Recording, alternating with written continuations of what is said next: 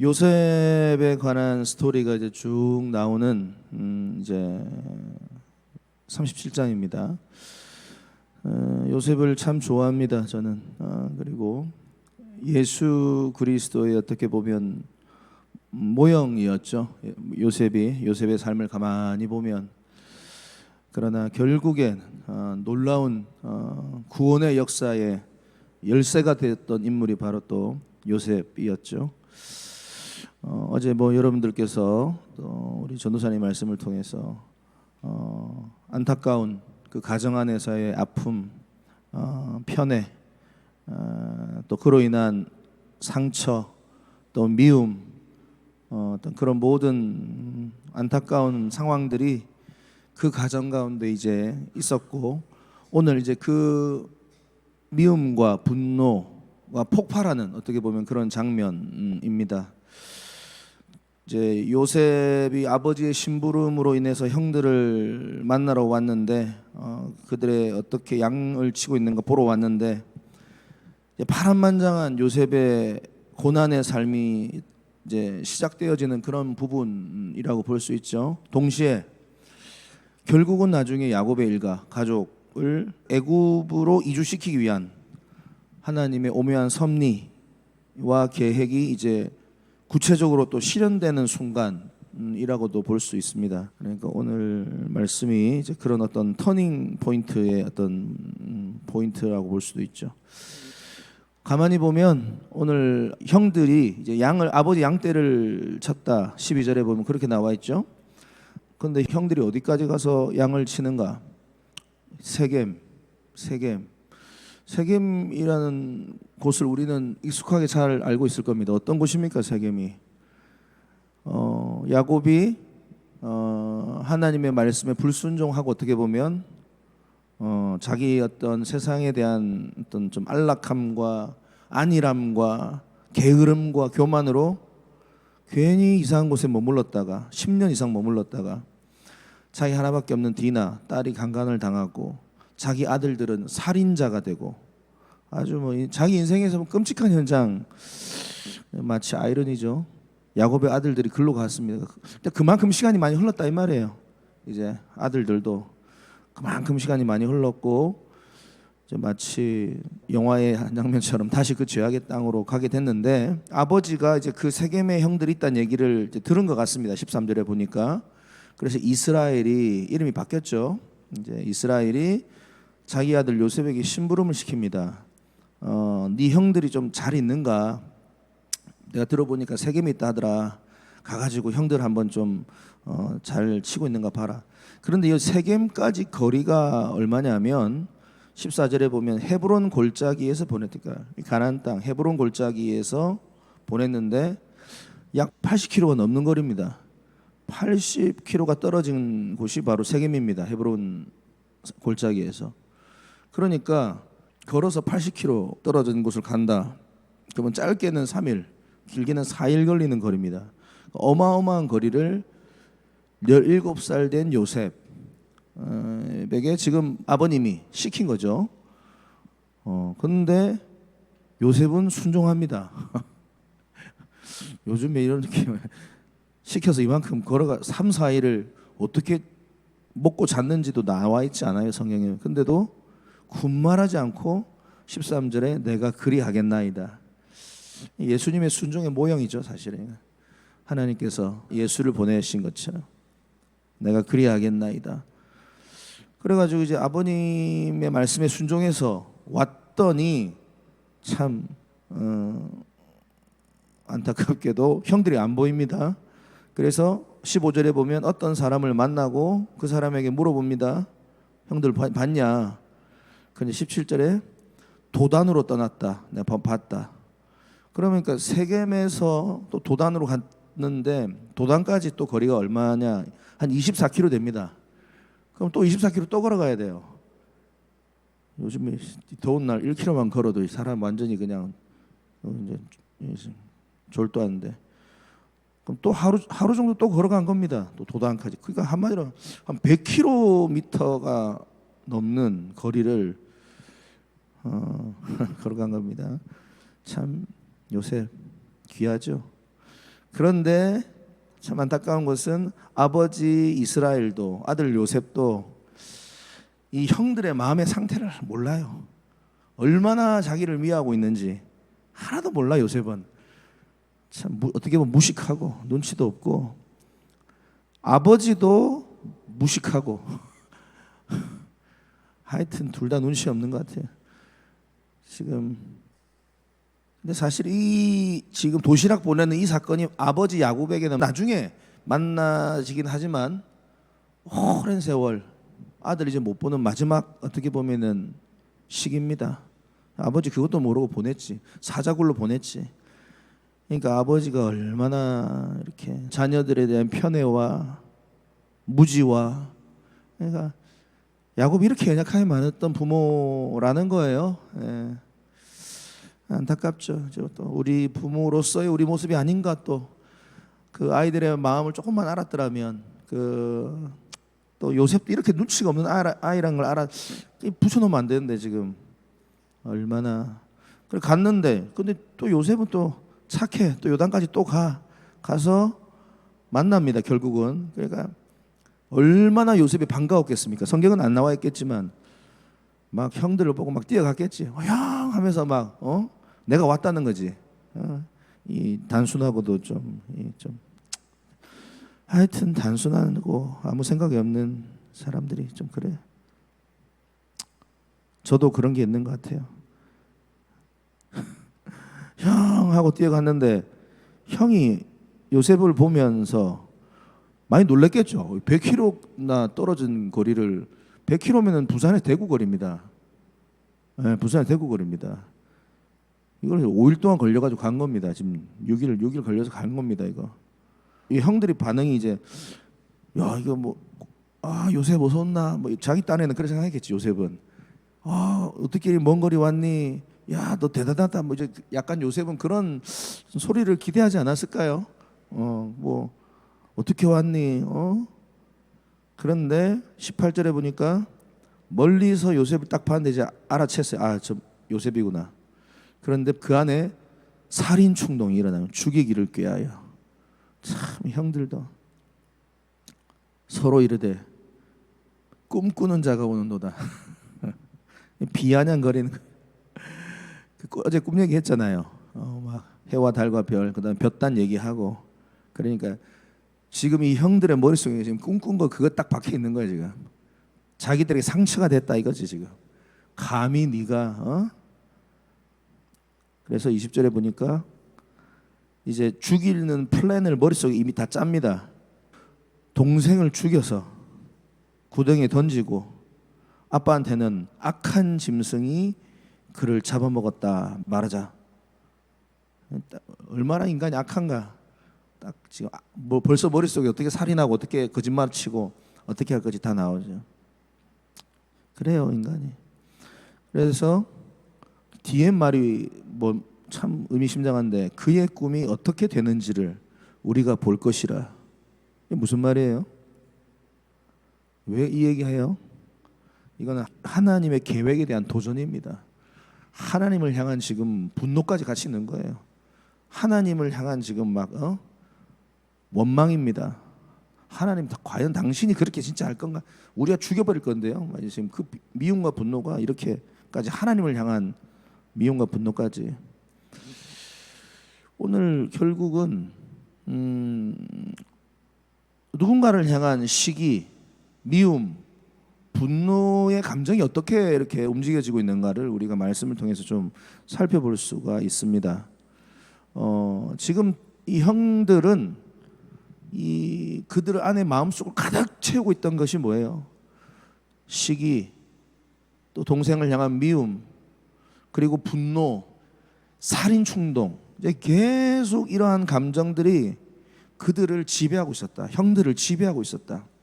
그러니까 형들의 입장에서는 자기가 피해자라는 거지.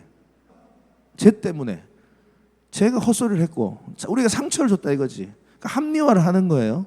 그러니까 형들의 입장도 일면 이해는 돼. 자라오면서 보니까 자기 엄마는 사랑도 못 받아. 자기들은 맨날 그냥 뭐 집에서 험한 일만 시키고, 저 보니까 라헬의 아들 저것만 맨날 사랑하고. 우리 혹시 조영현 목사님하고 현준이하고 혹시 뭐 조금 편해 뭐 이런 거 없었어요? 없었으면 서집사님 없었어요? 그 세 놈 중에 내가 얘만 좀 더 이렇게 다른 애들이 아는 거지. 아이씨, 없었어요. 이 없었던 것 같으면서도 있을 수도 있어요. 왜냐하면 애들이 느끼는 거거든. 이거는 그때 왜 엄마는 나 그 선물을 저 사람에만 줬고 나는 안 줬을까? 다 나는 몰라. 근데 나중에 걔네들은 기억할 수 있어요. 이 형들은 그러니까 아버지는 몰라. 아버지는 아무 생각 지금 이런 아버지가 얼마나 무지한가. 형들은 지금 근데 딱 어제 꿈 얘기 잡고 있는 거지 이제. 도저히 우리가 용서가 안 된다. 아마 양치면서도 계속 그 얘기했겠지. 어떻게 그럴 수가 있노? 머리 피가 안 마르게 감히 우리가 다 너희들한테 절한다고? 그리고 엄마 아빠까지 다 절한다고? 결국 그 감정, 미움과 시기와 분노의 감정을 다스리지 못하고 결국 죽이자. 무서운 열매가 맺어지고 있다 이 말입니다. 무서운 열매가. 20절에 보면 우리가 말하기를 악한 짐승이 그를 잡아먹었다 하자. 아버지한테 그렇게 말하자. 이 악한 짐승한테 진짜 요셉이 잡아먹힌 거네요. 형들이 악한 짐승이 된 거죠. 예, 이게 뭐 사실 멀리 있는 인간의 모습이 아닙니다. 우리 안에 미움으로 꽉 차면, 분노로 꽉 차면 쟤가 나한테 상처 줬다. 쟤 때문에 내가 지금 이렇게 된 거다. 형들은 지금 합리화하는 거예요. 우리가 이렇게 하는 행동은 정당하다. 지금 그거에 딱 사로잡혀 있습니다. 가인과 아벨도 창세기 4장에 보면 시기와 미움이 꽉 차 있었죠. 가인이 가만히 보니까 하나님이 아벨만 사랑하는 것 같고 아벨 제사만 받고 그래서 결국은 돌로 아벨을 쳐 죽이잖아요. 이 미움과 시기, 분노가 얼마나 악한 감정인가. 사울왕도 사실은 평생 이 감정의 노예가 돼서 끌려다녔죠. 그래서 살인하려고 다윗을 죽이려고. 자기 인생 다 망한 거 아닙니까? 한번 돌아봅시다. 혹시나 우리의 삶 가운데 누군가를 향한 미움, 시기, 분노가 우리를 지배하고 있지는 않는가? 그 감정에 나를 내어주고 있지 않는가? 그리고 나는 합리화하고 있지 않는가? 저 사람이 나에게 상처를 줬기 때문에, 저 사람이 나에게 악한 말을 했기 때문에, 저 사람이 나에게 이렇게 나를 힘들게 했어. 그래서 나는 당연해. 이 감정 괜찮아. 이런 행위 괜찮아. 여러분, 어떠한 상황에도 시기와 미움과 분노, 주님이 기뻐하시는 방법이 아닙니다.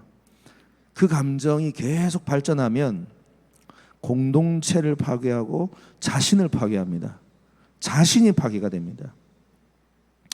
왜냐하면 이 감정들이 그대로 있는 게 아니라 커져요. 계속 눈덩이처럼 계속 커져요. 그래서 이제는 그 감정에 사로잡히게 되고 그 관점으로 저 사람을 봅니다. 그럼 이제 저 사람이 말하는 모든 말과 행위와 모습들이 다 이제 점점 모든 게 악하게 보인다 이 말이에요. 이제는 뭐 완전히 그렇게 보게 된다. 요한 1서 3장 15절 형제를 미워하는 자마다 살인하는 자니 이런 말이 있습니다.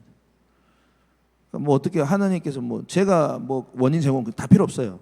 일단은 저 사람을 향한 미움이 계속 있으면 이미 살인을 했대요. 성경은 마음만으로도 예수님도 그렇게 말씀하셔요. 이미 살인했다. 이미 살인했다. 살인자다 이렇게 말하는 거죠. 이러한 미움, 시기, 분노가 우리 안에 올라올 때가 있습니다. 그죠? 그 감정이 올라올 수는 있어요. 하지만 문제는 뭐예요? 그 감정에 절대 사로잡히면 안 됩니다.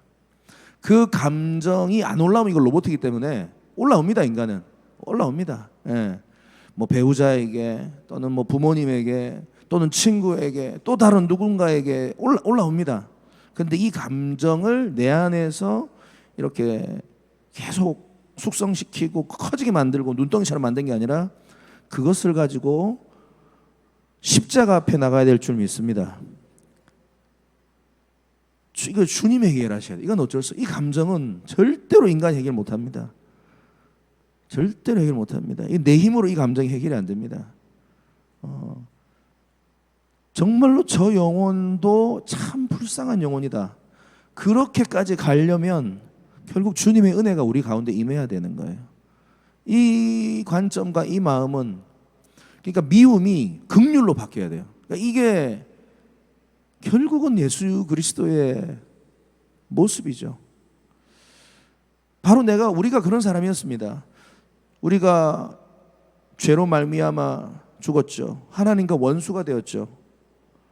어떻게 보면 우리는 그냥 그렇게 죽고 끝날 인생이고 지옥불에 던져질 인생인데, 그런 원수와 같은 우리를 주님께서 아무 이유 없이 사랑해 주시고 구원해 주시기 위해서 예수 그리스도를 이 땅에 보내시고, 그 예수 그리스도께서 십자가를 원수를 위해서 지신 겁니다. 그 긍휼이죠. 사랑이죠. 야, 거기까지 가기를 주님은 우리에게 원하시더라. 이 모습이 또 누구에게 있었냐면 출애굽기 32장에 모세에게 이런 모습이 있습니다. 모세가 40일 동안 시내산 가 있으니까 안 내려오니까 그 밑에 사람들이 뭐합니까? 금 다 모아가지고 금송아지 만들어서 아주 그냥 난리를 치죠. 그러니까 나중에 내려와서 돌판 깨면서 모세가 열받았죠. 그런데 나중에 이제 씩씩거리지만 다시 하나님 앞에 올라가서 기도하는데 하나님이 이것들 내가 쓸어버리겠다 이렇게 하죠. 모세도 많이 화가 분명히 났습니다. 내가 어떻게 고생하면서 너희들 여기까지 데리고 왔는데 너희들이 이게 정신들이 나가서 지금 뭐 하는 거야? 근데 모세가 거기서 뭐 합니까? 32장에 보면 하나님 다 죽여버리세요. 쓸어버리세요. 이렇게 기도 안 하죠. 저들을 불쌍히 해주세요. 이렇게 합니다. 그리고 저들을 용서해 주세요. 그렇게 기도합니다. 중보기도 합니다. 원수를 위해서 중보기도 합니다. 그래서 하나님께서 그의 기도를 들어주시고, 물론 3,000명이 죽었지만 그들을 위해 살려달라고 기도합니다. 그러면서 모세를 뭐라고 말하냐면 성경이 모세는 온유한 자인데 그 온유함이 모든 지면에 있는 사람보다 승하다 이런 표현을 씁니다. 온유한 자, 이 온유한 자, 온유하다는 말이 프라우스 이게 항상 이게 프라우스가 셀프 컨트롤 절제예요. 성경에 9가지 열매가 나오는 단어랑 똑같은 거예요. 그러니까 고삐가 묶인 야생마, 그러니까 힘이 야생마처럼 힘이 있다 이 말이지. 감정이 날마다 막 오는데 주인에 의해서 컨트롤 당하는 그 감정의 모습이 프라우스, 그게 바로 온유함. 근데 그 온유함이 모세에게 있었다는 거예요. 원수까지도 포용하고 원수까지도 위해서 살려달라고 기도를 한 겁니다. 그 아론과 미리암도 마찬가지입니다. 자기 형 아론과 미리암이 모세가 구스 여자를 취한 것에 대해서 내일 이제 금요 기폭에 얘기할 건데 취한 것에 대해서 막 비방합니다. 사람들이 보는 앞에 공공의 그걸로 만들어 가지고 오피니언을 여론을 만들어요. 그래가지고 어떻게 지도자가 말이야 저기 뭐 부도덕하게 말이야 막 난리칩니다. 일면 뭐 그럴 듯한데 나중에 하나님 누구를 징계합니까? 미리암과 아론을 뭘 걸리게 하죠? 문둥병에 걸리게 합니다. 온 몸이 갑자기 그냥 썩어 들어가기 시작한다 이 말이에요. 죽어간다 이 말이에요. 근데 모세가 어떡합니까? 아유 잘 됐네. 내 기도가 응답이 됐네. 저 봐라 나한테 까불다가. 그렇게 했어요? 어떻게 했습니까? 기도하러 갑니다. 가서 자기 형과 자기 누나 미리암 죽이지 마시라고, 저들을 용서해 달라고 또 기도합니다. 모세가 온유한 자였어. 온유한 자. 우리가 온유하다라는 게 뭔가 부드럽고 뭔가 착하고 이런 개념이 아니에요. 온유한 프라우스는 또 다른 온유함도 있지만 어쨌든 이 프라우스 셀프 컨트롤은 자기가 이렇게 그냥 할 수 있지만 참는 거예요. 그리고 그 원수를 품는 거예요. 품고 그의 구원을 위해서 그가 깨닫도록 불쌍히 여기며 기도하는 그 마음이 온유함이더라고. 이게 예수님의 마음이고. 제가 말씀을 준비하는데 제가 이 마음까지는 이게 너무 이거는 정말 쉽지가 않다. 예, 제가 설교는 하지만 이게 사실은 이 마음까지는 저는 솔직히 어떤 마음이냐, 미워하는 마음까지는 어느 정도 이렇게 뭐 정리 오케이 그래 그러면 예 그래 그러면 알아서 해라. 약간 알아서 뭐 주님 막 깨닫고 돌아오게 해주세요. 뭐 이제 이런 기도는 이제 그렇게 썩 잘 안 나오는 것 같아요. 그냥 하나님 뿌린 대로 거두게 해주세요. 막 자꾸 그런 기도만 하고 앉아 있고 하나님 난 모르겠습니다. 그냥 뭐 계속 자기 속인에 오른 대로 가는 사람은 그렇게 알아서 해주세요. 막 이제 이런 식이었던 그러면서 이제 나름의 이렇게 뭐 마음에 좀 말씀으로 이렇게 정리. 그런데 설교를 이렇게 말씀을 준비하는데 그거 마음도 하나님께서 별로 안 기뻐하셨구나 이런 생각. 그럼 뭘 저한테 원하십니까? 그러니까 그 미리암과 아론을 불쌍히 여기고 깨닫고 돌아오도록 네가 더 기도해야 된다. 굳이요? 제가 왜? 그냥 뭐 이런 참 나쁜 인간들 있잖아요. 하나님 뭐 가인의 길로 갔잖아요. 이미 에서의 길로 갔잖아요. 뭐 자꾸 나보고 뭐 어떡하랍니까? 뭐 제가 기도 안 하는 것도 아니고 열심히 저 기도하는데 나 이제는 뭐 마음이 그렇게 무겁지 않은데요, 주여. 나는 이제 머릿속에 그렇게 뭐 난 이제 안 떠오르는데요. 그런데 오늘 말씀을 준비하는데 네가 얼마나 기도했니?